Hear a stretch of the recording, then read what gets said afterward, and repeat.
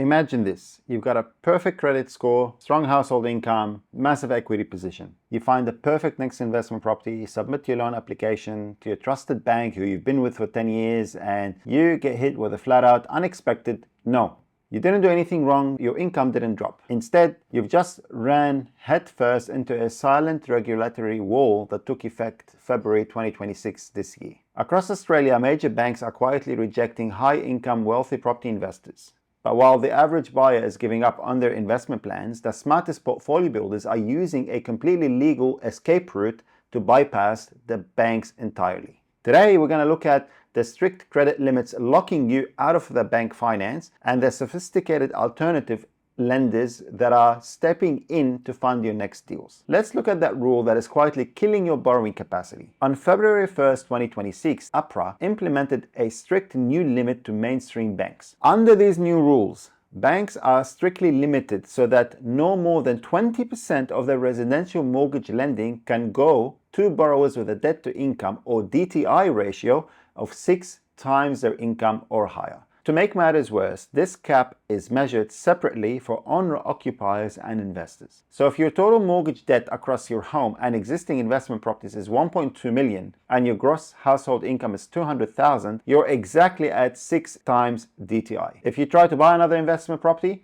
you will exceed the cap. And because this is a portfolio-wide limit for banks, access to credit has become highly inconsistent and policy-driven. A major bank might run out of high DTI capacity halfway through a financial quarter and simply shut the door on completely safe, high-income investors that keep regulators happy. Plus, banks are applying incredible conservative servicing models and higher interest rate buffers to investors, making standard approvals even harder to get. This is where, though, non-bank sector comes in. You see, a non-bank lender is a credit provider that does not take everyday customer deposits, meaning they aren't classified as an authorized deposit-taking institution or ADI.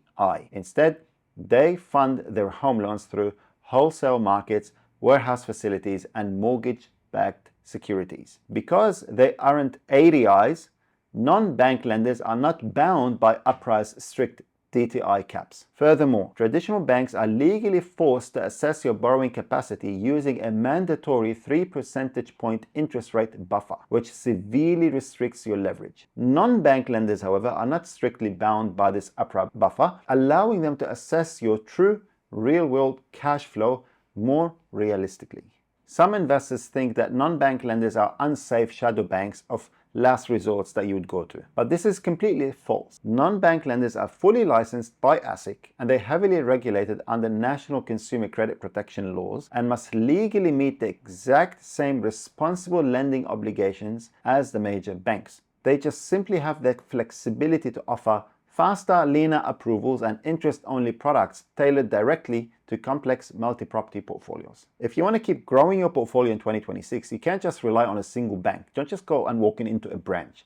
You need to adopt what sophisticated investors call a tiered financing strategy. First, keep your clean, low DTI debt with prime mainstream banks to secure the lowest possible interest rates on your core long-term holdings, like your home. Second, use non-bank lenders strategically for your growth moves. When a time-sensitive deal pops up or you need to unlock equity rapidly to fund the deposit, execute that transaction through a specialist non-bank lender.